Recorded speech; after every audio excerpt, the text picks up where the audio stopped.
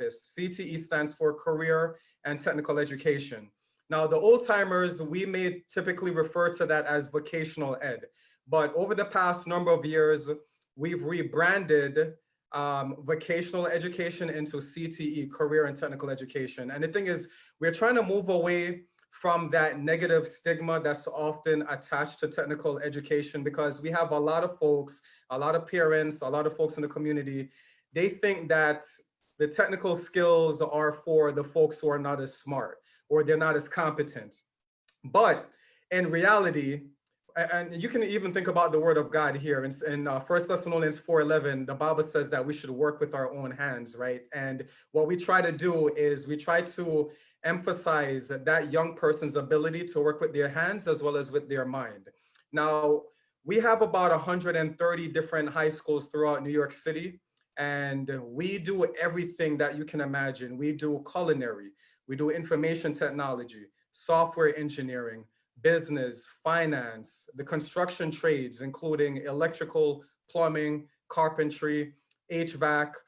We do culinary, hospitality, tourism. We do media technology, graphic design. So chances are that there is at least one high school located in New York City that offers the various trades. And the thing is, what we try to do with our young people is we try to give them the skills necessary so that by the time they graduate high school, that they have a good foundation to fall back upon if they want to go straight into industry or if they want to pursue further education at the post-secondary level. Now, the thing is, in these different schools, the young person chooses what pathway they want to pursue, right? And we have some schools, they may have one trade. We may have other schools that they have a multitude of trades there. But whatever the case may be, the thing is, when we talk to a lot of the adults, a lot of times we hear from them, hey, I wish when I was a kid, I knew these job searching tips. When I was a kid, I wish I knew about resume writing. I wish somebody taught me how to interview. I wish somebody taught me professional skills. And the thing is, we try to make sure that we impute into our young people in New York City these competencies so that by the time they become adults, it's nothing new to them once they get into the working world. So we try to make sure that they are equipped from the very beginning. Now, before my position within Department of Education, I was actually a recruiter.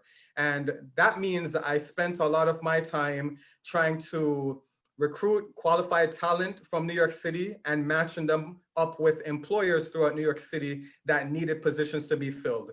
And in my experience in doing this, I've noticed that there are tons and tons of very avoidable mistakes that a lot of job seekers make all the time. Now, one of the questions I like to ask people is, let's say you're applying for a job. How long do you think it takes for a hiring manager to look at your resume before they determine whether or not to interview you? That's the question I like to ask a lot. And typically people will say, okay, maybe it takes a few minutes or so. Actually, you can take about 8 to 10 seconds to look at a resume to determine whether or not Sister Alridge is eligible for a job. So let's take a look at, for example, the person's address. A lot of times, if you are applying for a job and your city is somewhere that is very far away from the headquarters, there are some hiring managers that they may not even want to interview you just because of that alone. Let's say you live in California, you live in Texas, you're applying for a job in New York. And even if you are willing to move to New York, a lot of times hiring managers would just look at the address and they say, oh, he or she, they're not eligible for that position. So what I like to encourage some people to do is you can just leave the address out. You want to put your contact information there instead, your email address, your phone number. I wouldn't necessarily put down the physical address there unless you are somewhat close to the physical location of the headquarters in which you'll be working. As simple as this may seem, a lot of people, they tend to have on their resume these numbers that are not working. A lot of times we would call the candidate and then you get a voice note that says, this number is disconnected, or you may call the number and you get some other individual you're not trying to reach. And these are the little kind of things that candidates do where you come across as seeming irresponsible. So you want to make sure that you have a good working contact info there. Same thing with the email address. Sometimes we see some of these vulgar sounding email addresses or these very, very silly email addresses. You don't want an email address that says bigbootydaddy@gmail.com or something like that, right? You want something that is professional, something that's simple, something that has your first name, last name, or something similar. Because at the end of the day, you don't want to give off that impression that you're somebody who cannot be taken seriously, right? So while there are some companies that may look for a sense of humor, you have to be very, very careful in how you're presenting yourself.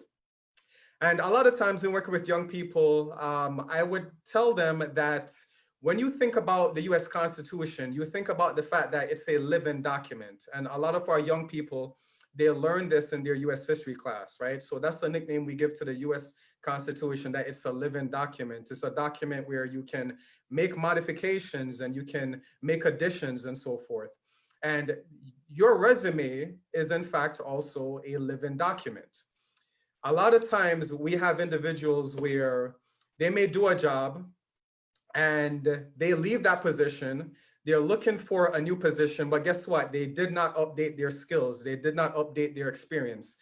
I can't tell you how many resumes I've seen from different members in the workforce where they're trying to get a new position, a different position, and guess what? Their resume is antiquated, it's out of date. They haven't updated it. So your resume, like the US Constitution, is a document that needs to be continuously updated. And also, that resume is a representation of who you are. And I don't think a lot of candidates really, really think about this. Sometimes we would get resumes that has gravy stains and curry stains on them, and you don't want your resume looking like it's a table mat. All right, this is a representation of who you are. You want to come across as somebody who's neat, organized, professional, clean, and so forth. So a lot of times a hiring manager, they may not know who you are individually. So when they see this resume that is crumpled up or dirty, they may make the conclusion that, okay, this individual is the same way. I don't want this kind of person working within my firm. So that's another thing to keep in mind. Now, the next thing is, it may seem very, very tedious, but you want a different resume for every single job you are applying for. And this may seem very, very tedious and painstaking and time consuming, but it is very, very effective. What ends up happening is there are some people, they're looking for work and they may be applying for a restaurant job, an office job, a transportation job, something in a factory, something at the front desk and so forth. And what ends up happening is that on that resume now, you end up having a whole bunch of skills and experience where it may not be exactly relevant to the job you're applying for. Let me give you an example. One of the first jobs I've ever had was on Utica Avenue in Brooklyn. I used to work for a Jamaican restaurant.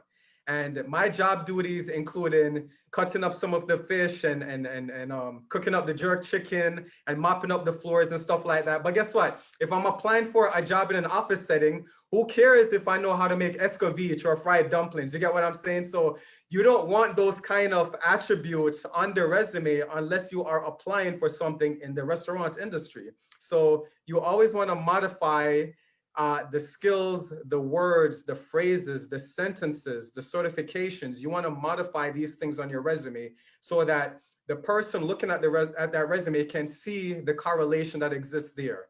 If you are applying for a position as, let's say, a customer service rep for a company, what the company wants to see is that you have communication skills. You have that ability to listen to your customers and resolve their complaints and so forth. They don't really care how well you can cook fried plantain. You get what I'm saying? So you want to always modify that resume. And the next thing is when it comes to the certifications. For some reason, there are individuals where they have good credentials, good solid credentials, but for whatever reason, they're not putting it down on the resume. And if an employer does not see that you have those certifications on your resume, guess what? They're not going to know. They are simply going by the snapshot that you're giving them. So unless you specifically state that you have a driver license, or you have OSHA certification, or your food handler certification, or your project management certification, or so forth, if it is not there listed down specifically, the employer won't know. So I would say you want to err on the side of speaking about too much about your certifications rather than too little, because at the end of the day, if it's not there on the resume, the employer won't know. Now, the resume itself is just half the battle. You are now in a competition with tons of other folks who are sending in their resumes. You have hiring managers, they're looking through dozens, sometimes hundreds, even thousands of other applicants as well, right? So let's say you get past that stage. Your resume is good. Your name is big and bold. It stands out on the resume. It has no spelling errors, no grammatical errors. Your work history is in chronological order. It has the relevant certifications. It has the relevant phrases and sentences there. Your resume wants to look like the job description itself so that the employer sees that there's a match there. You do all of these things correctly. The next stage is the interview stage, right? And there's some places where you have to go through a whole lot of interviews, not just one. There was one job I had several years ago where I had to go through 7 rounds of interview, and you would think it's some high level 6-figure corporate job. It was a very, very, low level menial job, but for some reason the company had me going through 7 stages. So a lot of candidates, they get very, very weary. And just like in our walk with God, where you have to persevere, right? It's the same thing in the real world. A lot of times we know these spiritual, godly things, but we don't realize that you have to apply it to the real world as well, right? The spirit is willing, but the flesh is weak. And we see that the same thing happens in the workforce, where we come across candidates where they may do the first 1 or 2 or 3 things, but then they fall by the wayside. And you have to persevere until the very end. You may have to do more paperwork. You may have to go through additional interviews, but it will be rewarding in the very end. Now, in the interview process, you want to not reveal any incriminating information about yourself. So you want to be honest and transparent, but at the same time, there's a balance there, right? We have to be temperate in all things, as the scripture says, right? You don't want to reveal any unnecessary information that may keep you out of the job. Let me give you an example. When I was younger and I was a teacher, there was an administration I was working for that I didn't get along too well with them. And for some stupid reason in my young, naive mind, I brought this up in an interview saying, oh, actually, Sister Aldridge, I think I'm a good worker, but I'm very anti-authoritarian. That's not the kind of stuff you want to say in an interview. You don't want, even if you have feelings, ill feelings against authority figures, you don't want to express that during the interview. There's some interviews I've been in where the candidate says to me, Mr. Reid, I think I have anger issues. I'm like, whoa, you should have told me that.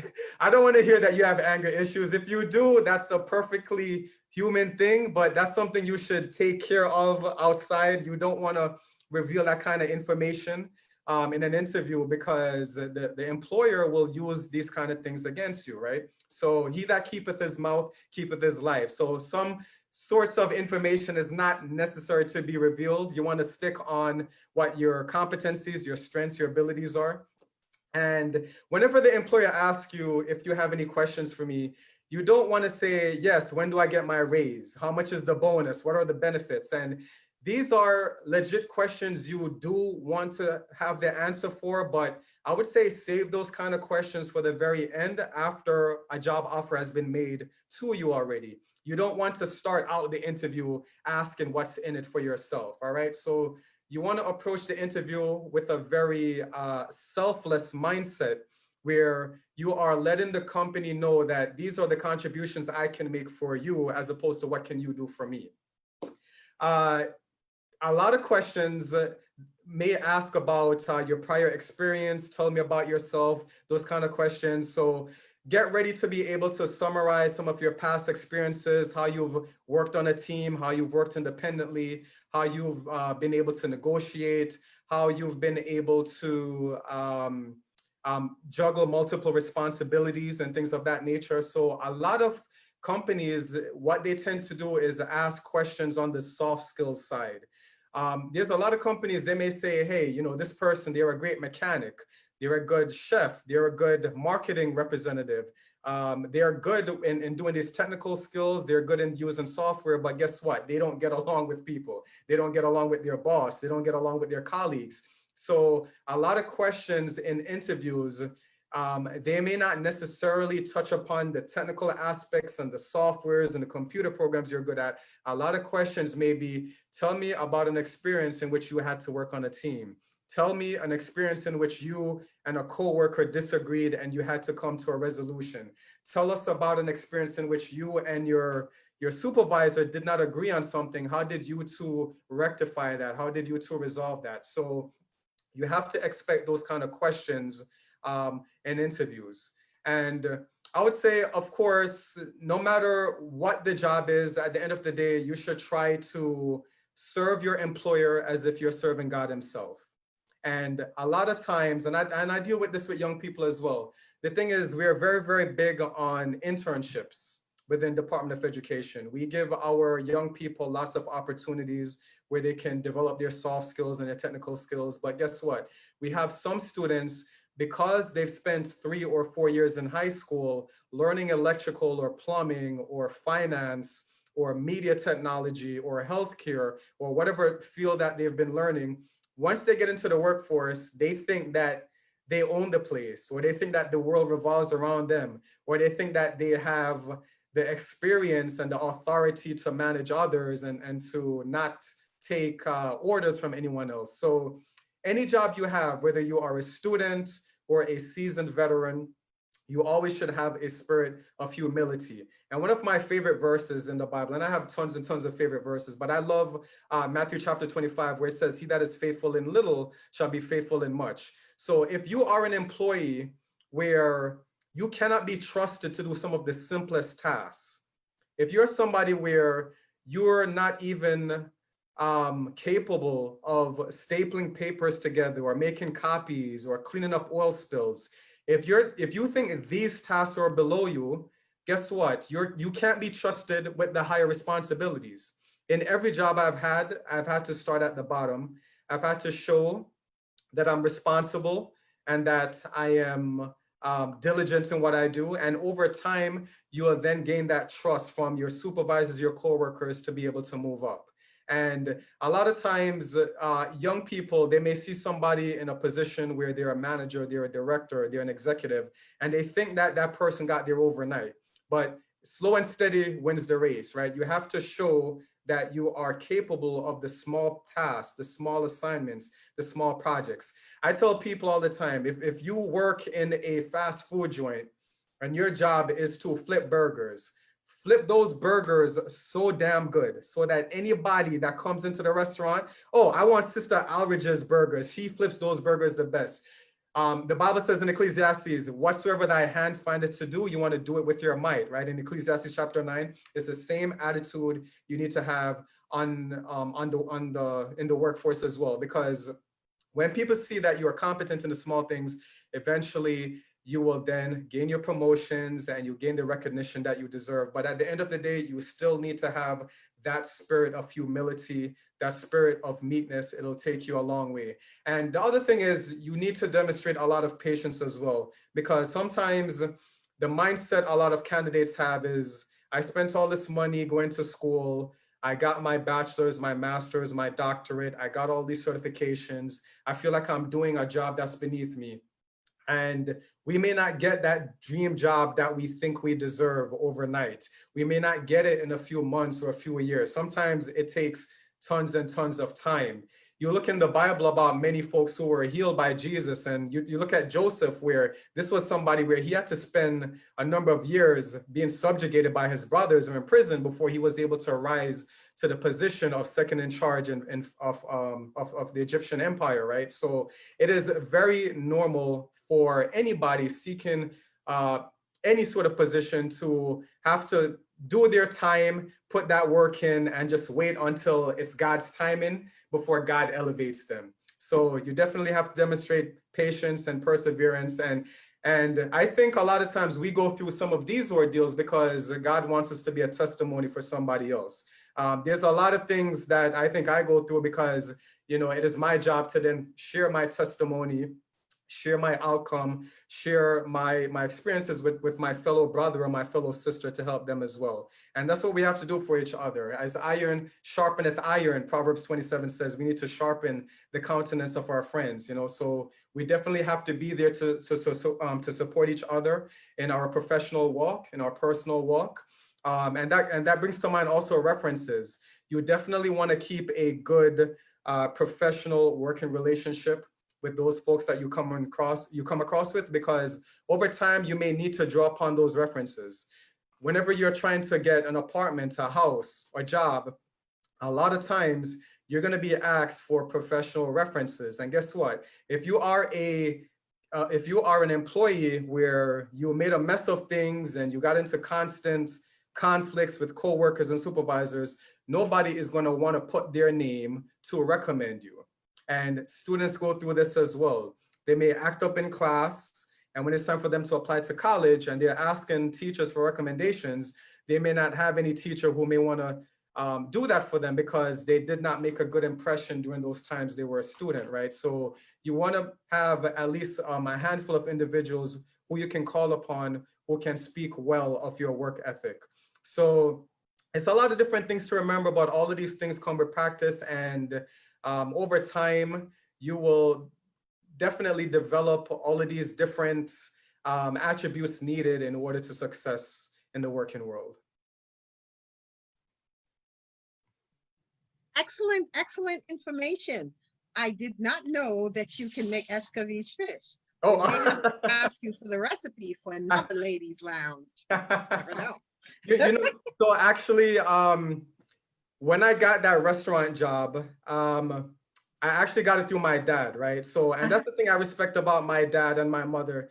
These are old-fashioned West Indian workers where they came to America and they never complained, right? They did some of the most menial, low-paying type jobs, and they never complained. They just kept their head down and they worked, and they did all of these things to make sure that that they would give me a future. And my dad was actually in that same restaurant, and he talked to the owner to say, hey, my son just graduated from high school.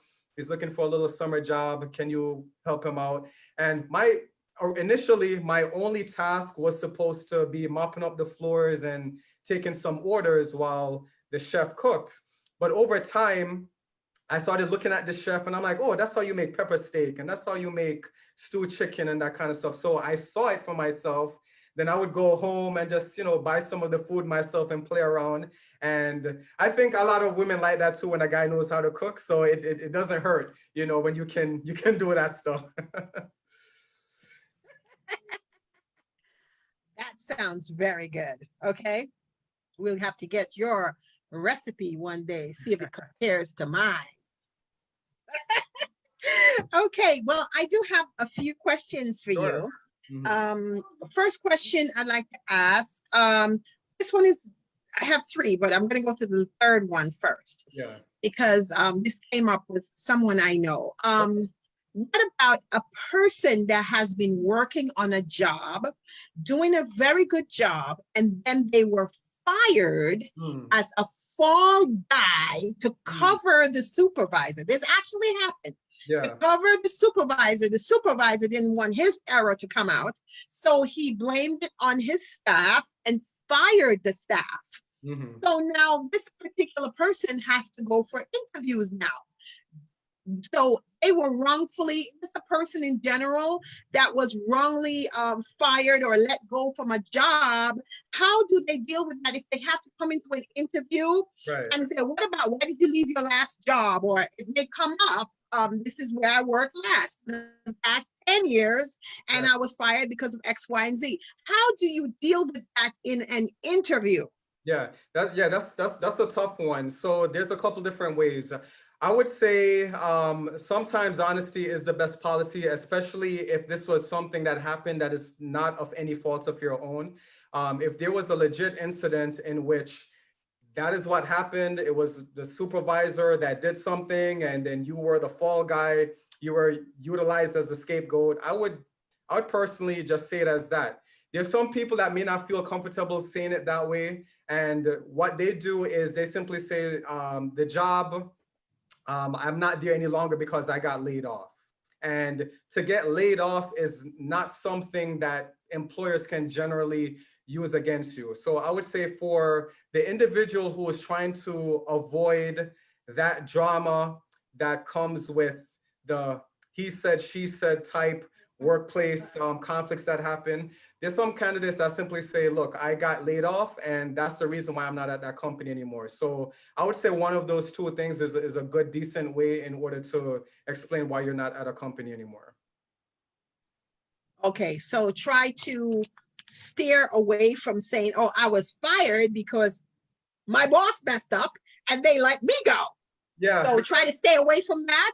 Yeah, because a lot of times there are various supervisors where they don't really want to hear about that kind of dynamic that you've had. Because if I hear Sister Aldridge got fired by her boss, oh, I wonder what Sister Aldridge was doing wrong. And especially if you're somebody who's innocent, you want to just try to steer the conversation away from that. Okay. Okay. At the company, I was one of the individuals that got laid off, and you just kind of leave it there and not get to, you don't want the interview going down that direction where you start bad mouthing your past supervisor, because it's not going to turn out good for anybody. Okay. Okay. Try to steer away from that.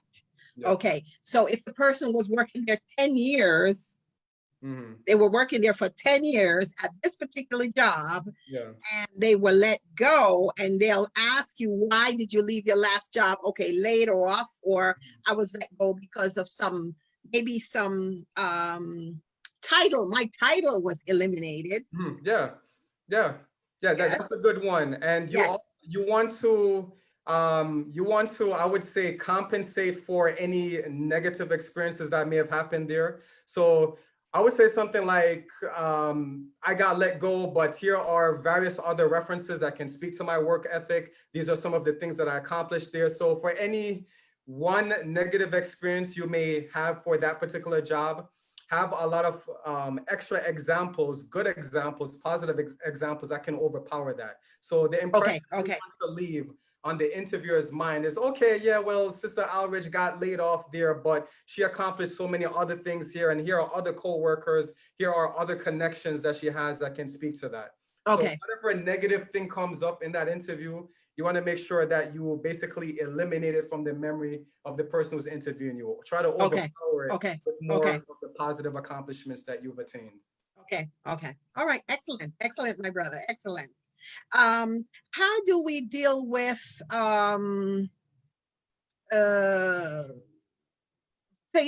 a person is at an interview, okay? What are the good questions for that person to ask at an interview? Okay, what are good questions that they could ask? That is in itself a good question. I would say that there's a few questions that you can ask where it shows that you are very, very committed to the job. And I don't know how many people are asking these same questions these days, but what I like to recommend to candidates is to ask them something like this. Within my first 6 months on this job, what are the accomplishments you expect me to have by then? Or you can ask, how will my performance be determined? Or you can ask the person who's interviewing you, hey, what do you like most about working here? You can ask that, especially when you have a panel of different interviewers asking you questions. You can ask each one of them, hey, can each of you tell me what you like the most about working here? You can also ask, what do you think is the most challenging part of this job that you think I'm going to encounter? So those are several questions you can ask. They are selfless. They have nothing to do with what's in it for you. They have nothing to do with pay and benefits. And even though those are legit questions you want to ask later on, asking questions about how you're evaluated, what does the employer like about the job, what are some challenges?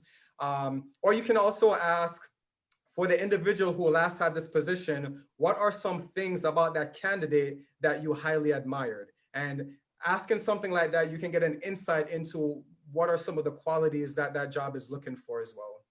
Okay. So I have 2 more questions. Yes. One is, I'm going to ask you, one is a twofold question, and then one is the last one, which is, Yeah. Okay, so the first one is, what do, say you go for an interview, you brought your resume, they take you in for the interview, and the person would say to you, you are overqualified for this job, or they say you are underqualified for this job. So how does a person deal with that? Which is many times is underqualified, but we're saying over and underqualified. How Yeah. do they deal with that? Yeah, so there's a couple different ways. I've actually gone through that myself. So earlier, I was saying that you want to modify that resume so that it reflects what the job is looking for. So you can sometimes avoid that issue from even coming up based on how you presented yourself on the resume. For example, I have a master's degree, but when I was out of work some years ago, there were certain jobs where all they needed was a high school diploma, or all they needed was a bachelor's. Guess what? On the resume, I don't put down I have a master's. If you're looking for a high school diploma, on the resume, it will say I have a high school diploma. All right. So that's one way in which you can try to curtail that from happening. Now, let's say you submit the resume, they still interview you, and after speaking with you, they say that you're overqualified. You simply say to them, you are very interested in this position, and even though you may appear to be overqualified, this is a position that I feel as if I am a great fit for, and I would absolutely enjoy it, and it's something that I would look forward to doing. You want to show the employer that even though in their mind they think you're overqualified, in your mind this is something you absolutely want to do. So you want to dismiss that notion from their mind that you're too good for this job. I applied for this job. You may think I'm overqualified, but look, I put in the application process. I put in the time to apply here. I'm here at this interview. I definitely want this job.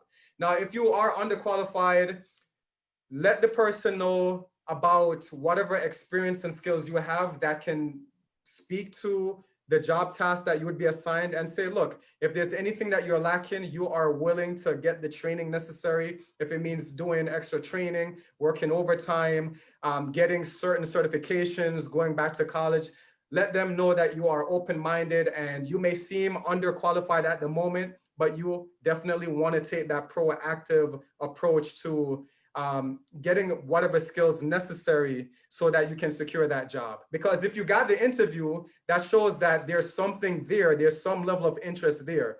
The employer wouldn't have called you in to interview you if there wasn't that possibility of you getting the job. So if you are underqualified according to them, you let them know you want to take whatever steps necessary in order to show that you will be sufficiently qualified to get the job.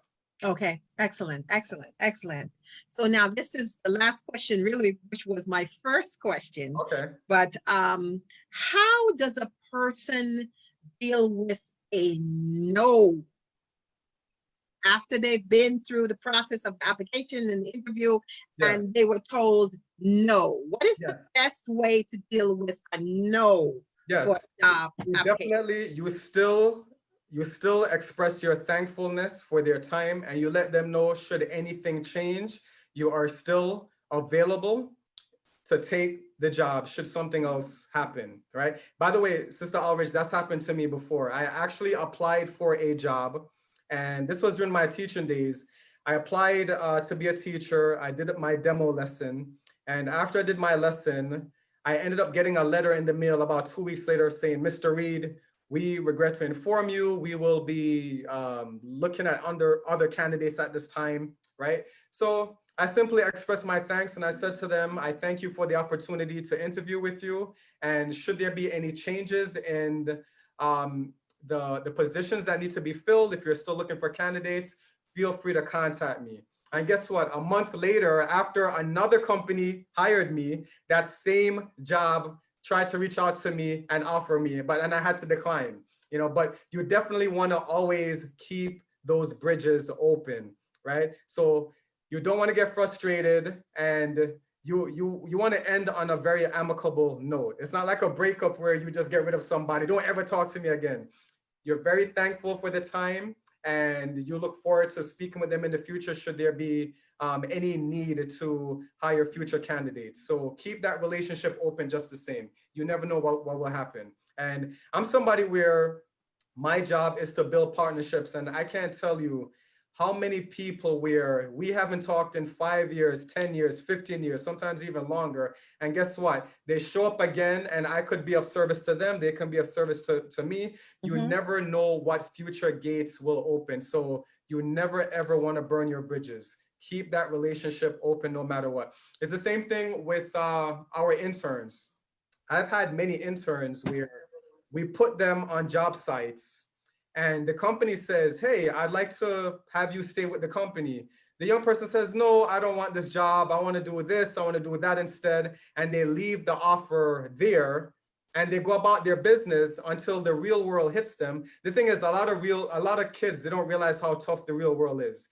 After the senioritis wears off in 12th grade and they get a taste of reality, they realize that the world doesn't revolve around them. And guess what? A lot of them, they lose money, they need a job, and they can't find anywhere. And that one connection that they had, that internship site, where they could have accepted that job, they realize, oh man, I should have taken that offer. And guess what? I have some young people where they go back to that internship site after they've already been turned down to say, hey, I really need this job. The company says, sorry, we gave it to somebody else. So I tell interns, I tell college students, I tell adults the same thing. Whenever you get that offer, you want to steer the conversation in a direction that, you know what, I may not be able to take the job offer now, but I may need something next summer. Is it possible that we can talk next summer? I may need something for the Christmas holiday. I may need something after I start college in the nighttime or in the daytime. You want to keep that relationship open, that you're not neglecting the offer. It's just that it's not something you can take at this time. Maybe we can work something out later. All right. So that's the gist of it. You want to keep those bridges and those pathways open at all times. Okay. I had one question, which is sometimes for people of a certain age, we may know these things or it may seem obvious to us, but some people don't really know. What is the proper attire for a job interview? Yeah. You always want to err on the side of being too conservative rather than not conservative enough. I tell candidates all the time, it's better for you to show up to an interview where the boss says to you, your potential boss, hey, you didn't have to dress up so much. I would rather you hear that than you come into a place very casual, very laid back, and then the boss says to you, this is how you just for an interview. So you always want to err on the side of being professionally dressed. Imagine that you're seeing a dignitary. Imagine you're seeing somebody important. Imagine you're going to church and just whatever you have in your closet that makes you appear the most professional. Imagine you're going to a funeral or a wedding, something where you look very professionally dressed. I would say, like for me right now, for men, it's a little bit simpler. Something like what I'm wearing.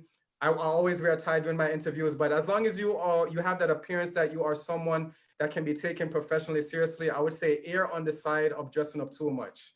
Always do that.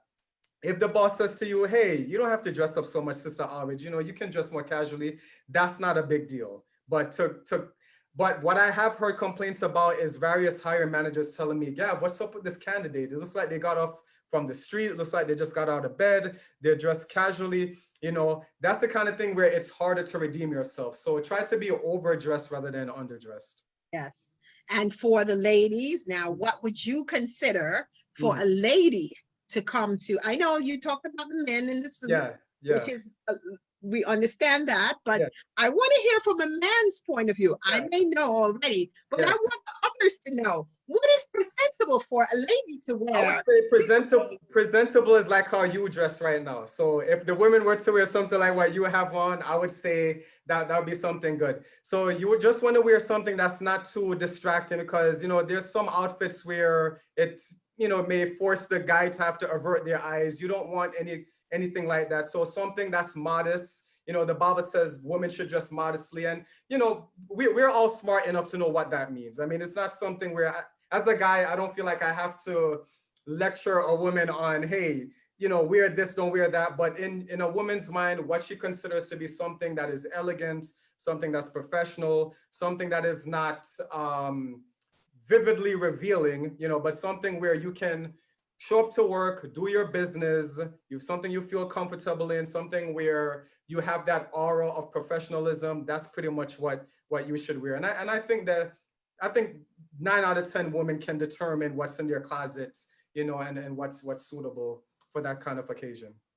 Yes, well, you said vividly revealing. That is a key term right there. Because sometimes you may say to someone to wear something that's moderate or modest, and they're like moderately dressed or modestly dressed, and they're like showing too much in the, you know, chest area, or too close on certain parts of the body. And they might think that that's normal. They might think that that's what they wore to the other job, and it was fine. So that's why I wanted you to say it. Yeah. So I mean, a lot of times too, it may depend on the culture of the company also. So some of the jobs I've had, where my last organization, for example, there were sticklers for how men and women dressed. It had to be something extremely formal. The women had to wear business type suits, and the men had to wear their suits and ties and so forth. That was my last job. But my current job, I actually dress up more formally than all of my coworkers. Most of the women I work with, they tend to just wear casual clothes, like, you know, everyday clothes that they wear in their everyday life. And that's because my office, we're not as big on the dress code. So every company has their own culture. You just have to, when you get to that interview, you just see how the different folks dress, so that you know what's considered normal and acceptable within that company culture. And if you still don't know, you can just simply ask. And there's nothing wrong in asking the hiring manager, hey, what is the dress code like? And a lot of companies will just really tell you. So if that's something that you're confused about, I would say just ask it on the interview. There's absolutely no points against you for asking something as innocuous as that.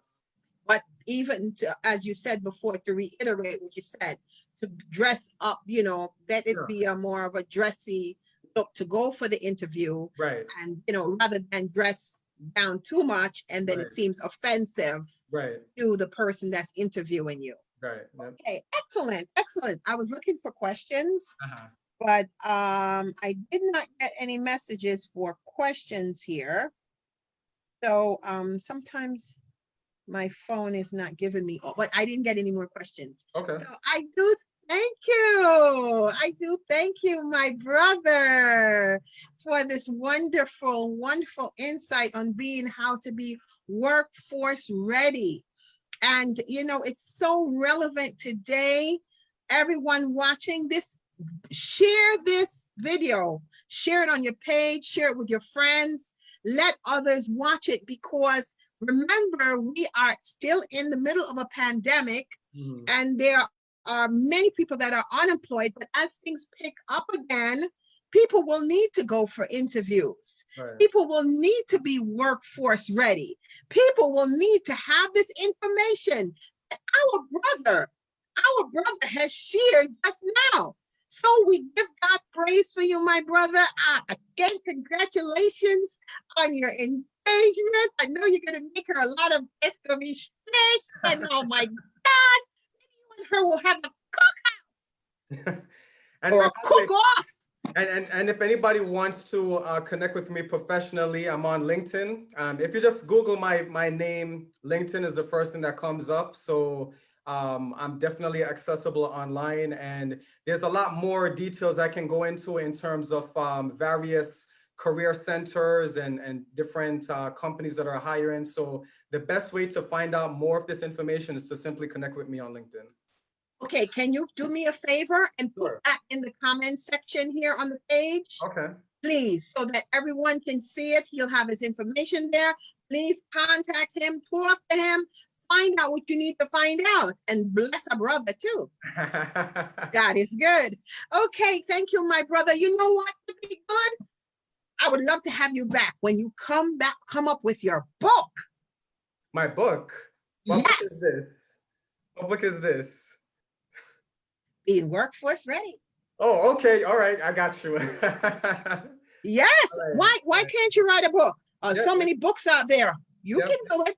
Yeah, it sounds good. I should start working on that. Oh, yes. Oh, yes. So I bless God for you, my brother, and I bless God for all of you that have joined today into the Ladies Lounge. So much information today. We learned, we learned, and we laughed. Yes, he made me laugh about the escovitch fish. I can't get off of that now. I get it out of my head. So I bless God for all of you. Thank you for joining us here again. See you on Friday with prayer and the word. And we bless our brother. We declare the blessings of the Lord upon you, my brother. The Lord continue to give you favor and order your steps in his will, his word, and in his plan. And we declare that you will write that book and you will success. Everything that you do will be a success. That the Lord bless the works of your hands 100-fold in the name of Jesus. The Lord return it back unto you. Thank you, my God bless sister. God. Yes, Thank you so much for joining us here on the Ladies Lounge. See you again soon. Have a wonderful day. Bless you, my brother.